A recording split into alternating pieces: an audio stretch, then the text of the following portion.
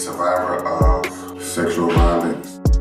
I'm a victim of rape, molestation, and sex trafficking. I remember the touching the fondling as he was drying me off. And then he says, "Are you sure it was rape?" I woke up tattooed across my back with his name, and he told me I was his. I could feel the heat, I could hear the ringing, and he just went off. It just kept happening, and I couldn't understand why it was happening to me.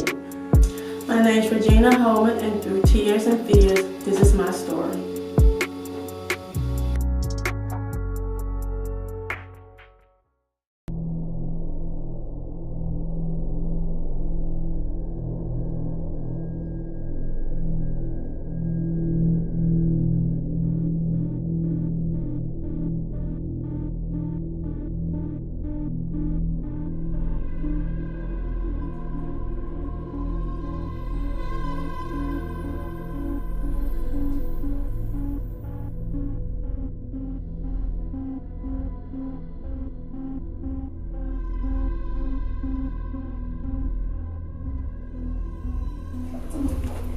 Three, 2, 1.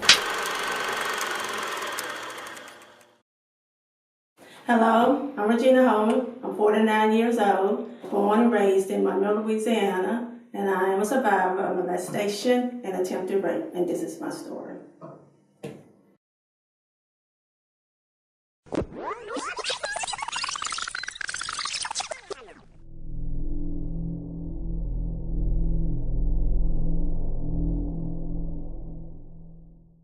Mostly normal, chaotic, but free as well. And mostly took care of my sisters and brothers for the most part. Me being the oldest girl, but be cooking, cleaning, washing, and my mom worked, of course. So if you saw me, you saw a baby on the hip. And that was my childhood until the age of 12.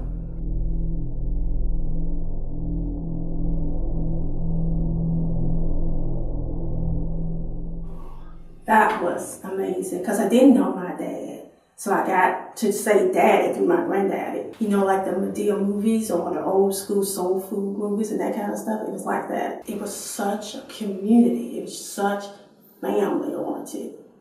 You know, it just was a place of being. And when I got back to that, it was totally different.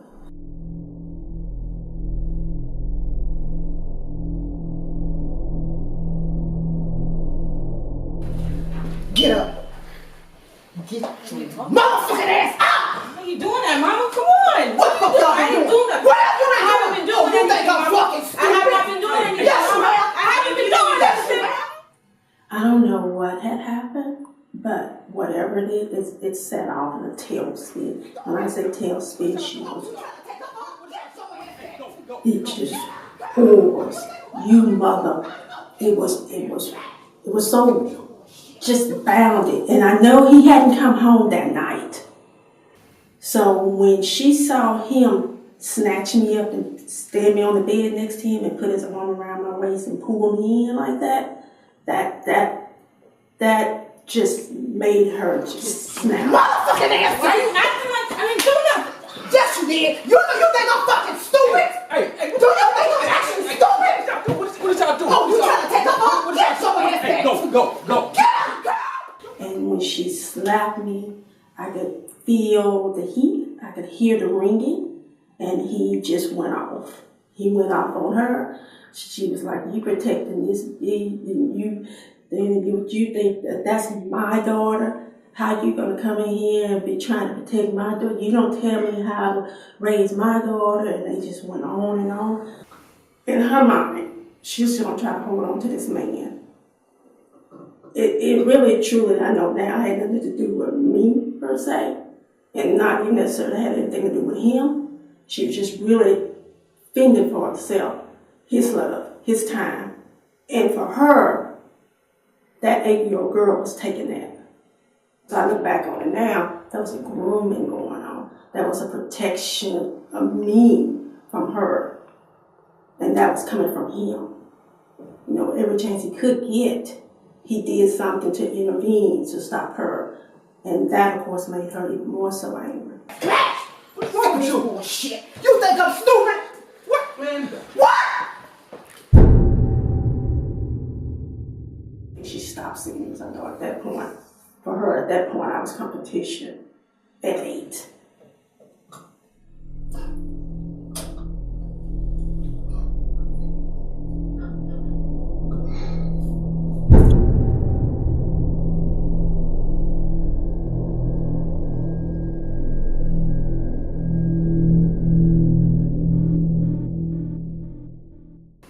I had no idea what this was. I had no idea what it was coming from. I had no idea what he was doing because I'm 8. So she would normally like get up in the middle of the nights. And for me, I didn't see that anymore. So that is where I started to think, where is she? Because he's not in bed with you. So where are you and why is he in here? I just felt like she knew where he was. That's what I felt. I felt like, and he knew she wasn't going to do anything. He knew that he could move around that house that freely. Because she did not, no way in any terms was she going to confront him about that, because that means he's going to leave. So she took that anger out on me. Because anything, everything I said, everything I did incited her. It infuriated her.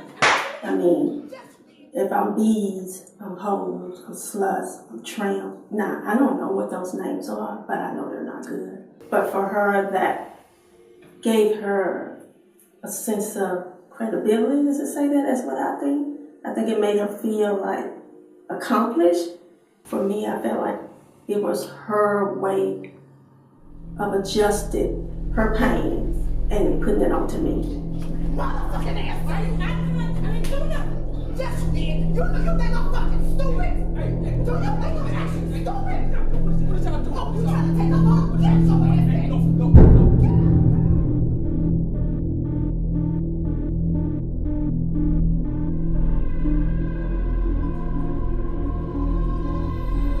I have a room. This was when I was 8. I have a room that I share with my sister, and this is my younger sister. And I was asleep, and I could feel hands.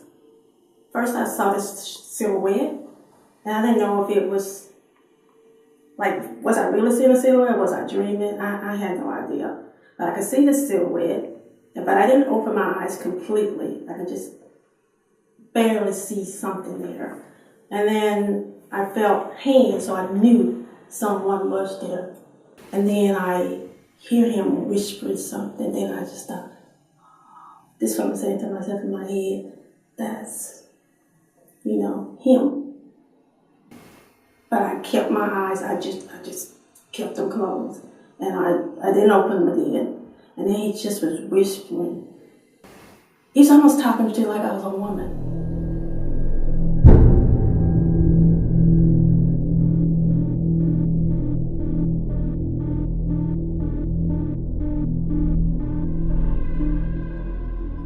Yeah, and I thought I dreamt it. So I don't say anything because I don't know if this is real. I don't know if this is real until the next time. And I just remember at that point, I just became inverted. I just went this place.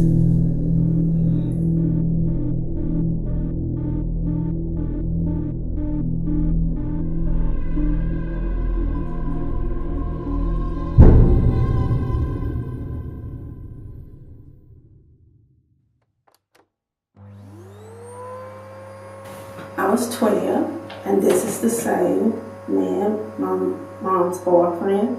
I was backing, and he just literally just walked up behind me and placed his hand there, pushed his face up against my neck, and said, Titties though. Yeah. I just froze. The vacuum cleaner still roared. And mind you, my brothers were in that house at that time. And she was at work, but they were there. And that didn't, and they were in the house. That did not stop him. at all.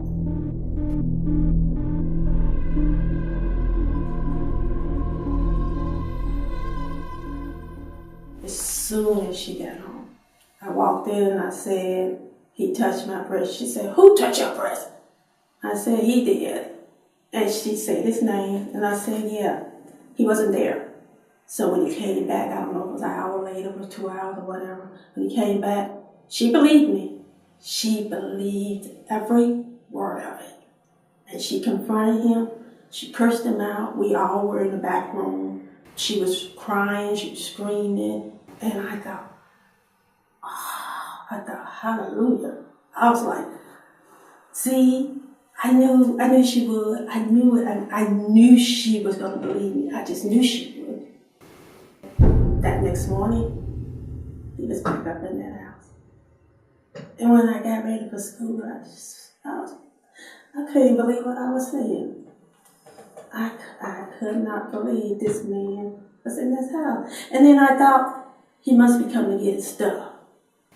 And then he just looked at me, and he just walked on and said, and I talked to her for a long time, and I do mean a long time.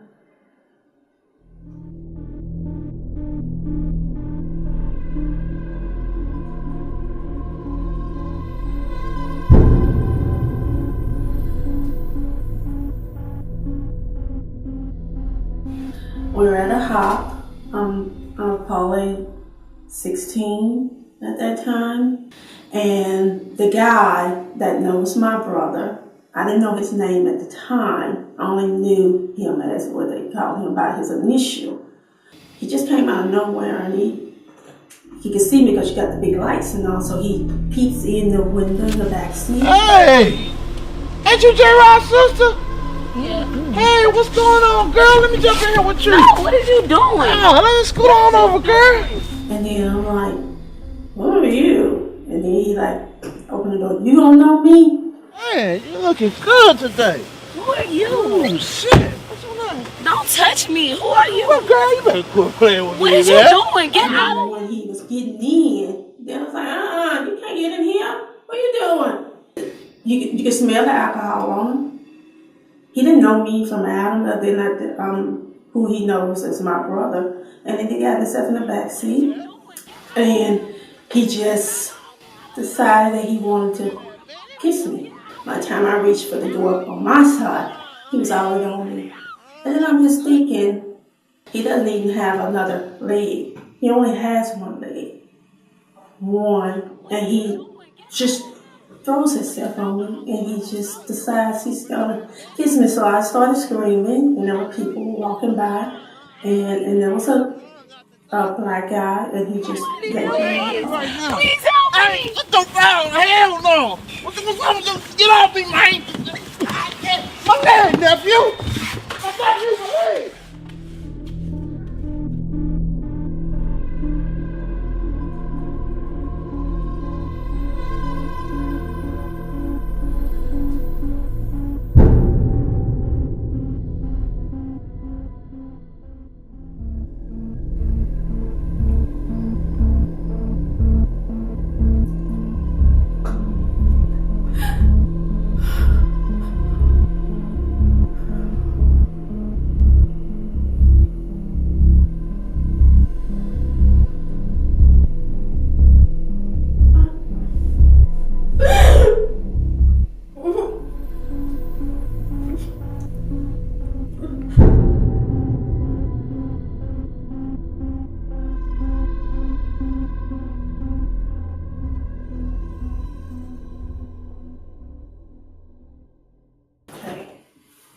I had a friend, and she was a close friend, and we had known each other for years, basically grew up from ninth grade probably to junior year, and she sent her bookings. Back then you had telephones, we didn't use telephones really, and it wasn't unusual for a boyfriend to come by the house and say, have you seen such and such or whatever, so it wasn't usual. So when he came and he said,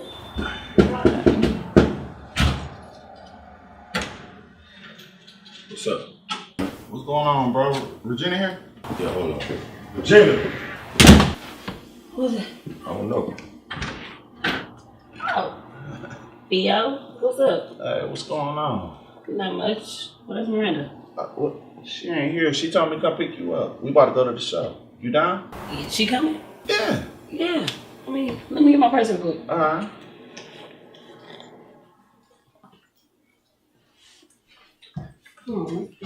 So what she did? You down? She on the west side. He comes by, I'm dressed, I get in the car. It's a normal ride. I'm thinking the ride probably was, because he lived in the booms. So I'm thinking the ride probably wasn't no more than 30 minutes. And we just talking and laughing and chit-chatting. So it was fun. I felt no uneasiness. I felt nothing. It was really natural.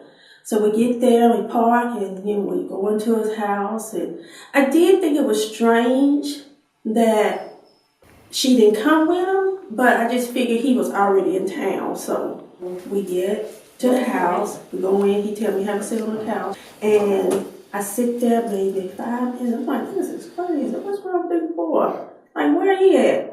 And he doesn't come. And then when I was about to get up, he does come and say, she back here. So I'm like, why she can't come to the front? And I say that to him, why she can't come to the front? What's going on up in here? So I get up and I walk, and it's a dead walk. Back then the house was short, so it's a dead walk. And it's just this room straight in front of me. Miranda! I don't even notice he's disappeared. It's like y'all I just go into the room. And what is she at and Miranda? so I turn around to come back out, and then he walks across, I guess from another room or bathroom. I don't know where he comes from. And he just... Take off your clothes. And I'm like, this boy's crazy. And it did not register me that he said, take off your clothes, so he said it the second time. And he had the gun then. Man, take off your motherfucking clothes, bitch. What are you talking about? Why? And I told him, I'm not taking off. You want them off, you take them off. I'm not doing that, but you best, take me home. I don't know what's going on here. And I said, where's her? And he said, she's not here. Then I tried to go past him. And then that's when he put the gun in my face. And he was just so demanding about take those clothes off. And I told him I wasn't going to do anything.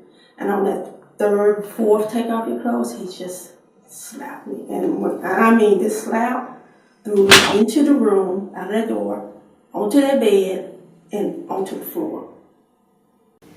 And I just get up, my mouth bleeding, I just get up, and I just go to fight. As Black women, that's what we're told. You fight them. Let me go! Let me go! Get off of me! Yeah. Oh! It wasn't nothing to me to fight, because that's what I've done. Males, not female, males. So for me, it wasn't, I had no fear there. What you gonna do to me? That's all I kept thinking. What you gonna do to me? You gonna have to kill me here. That's all I thought. I didn't think about him gonna rape me, because if he was rape me, I was gonna be dead.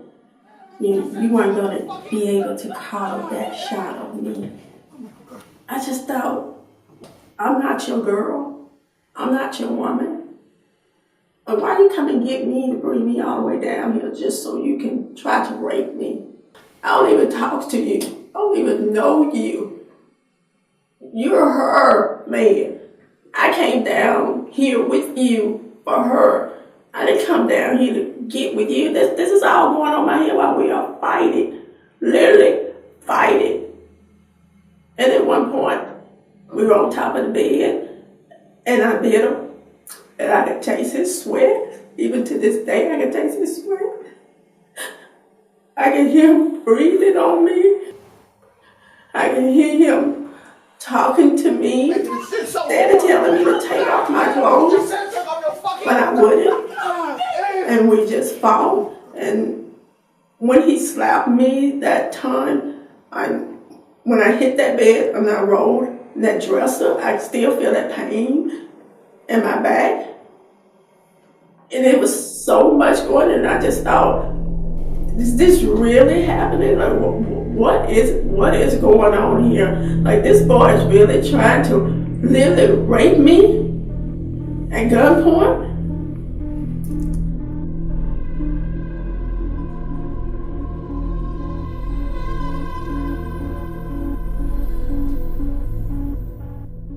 just got tired. He was scratched up. He had a bite mark like right here. He was sweating profusely. He just got tired. And I wasn't tired. We were just gonna fight. And he just said, I'm taking you home. It was just that quick. He just got up. I don't know, I couldn't even piece it together.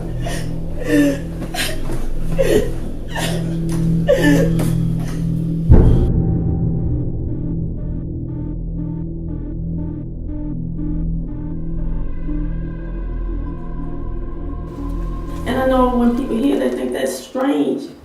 But you gotta remember, I'm 18. I'm so far away from home. There are no neighbors. There's no road to run to. And when we were in the car, he just was saying these things like, well, you know, I didn't make you come down here. Well, you know, you came down here on your own. Well, you know, if you tell them I tried to rape you, I didn't because I didn't force you to do anything. You know, no one would believe me, and all I could see is my reflection in that window, and I was just so messed up. And I didn't say one word to him. Not one. I never even looked his way. He could have did anything from me behind. The only thing I would have saw was his reflection. I saw nothing. I said nothing other than seeing myself and how damaged I was from what I came there looking like to what I was leaving looking like.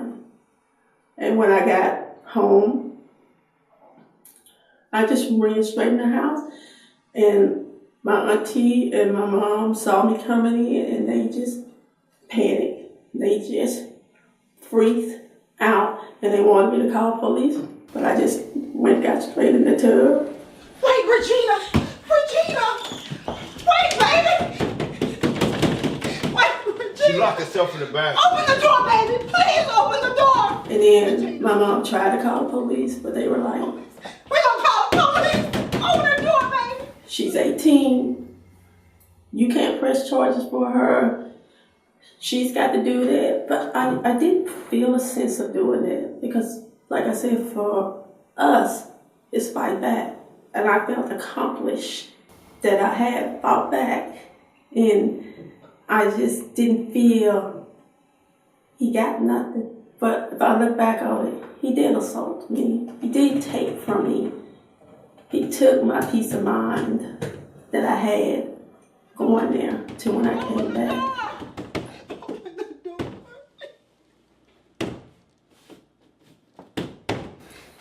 And then the next day, his girlfriend called me and asked, can she talk to me? I told her, yeah. And I was going to tell her what he did. Hello. Hey girl, what you up to? Nothing. What's up? Nothing much. I just really need to talk to you. Can you come outside? Talk to me about what? I just rather talk to you in person. Can you just come outside? I mean, I'm really not in the mood, Miranda. Like, honestly, I get it, girl. I know, but I really just come outside, alright? Alright. I'll be out there. Alright. And when I got around there, she's like, I'm so sorry. I'm so sorry. I'm so sorry. I'm so sorry. But I would never let anything happen to you. I wasn't gonna let him hurt you. What?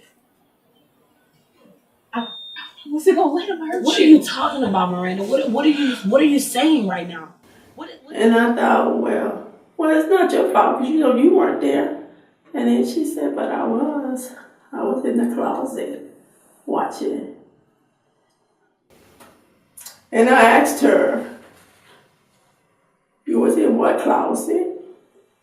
And she said, I was in that closet. And I watched him, and I made sure he wasn't going to do anything to you. But I swear I wasn't going to let him hurt you. What do you mean you were there, Miranda? What do you mean you were there and you saw him do this to me? You saw him do this to me! Gina. You saw him do this to me! You saw him do this to me and you didn't do nothing!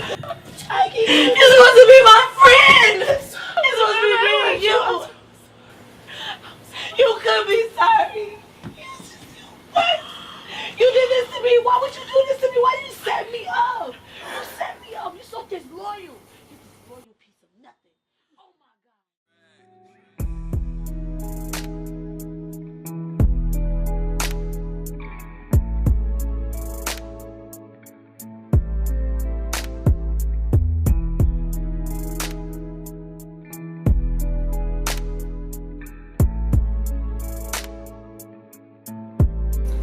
I don't think my sexuality and a part of like my molestation gives it that power. I think it does coexist what's already there. It almost like puts another level of flame to it. Like, okay, I do it, but since everybody's saying, well, you know you shouldn't be doing that, then I'm gonna highlight it even more. Because before, when you were telling me what you was gonna do with my body, that's not that time. She's not her. I'm grown. And though I thought the same things I thought at that 8-year-old, I couldn't enforce them. And now I can. And I do.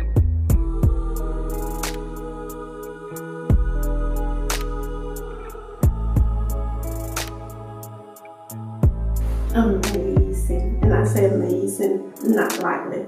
Like amazing.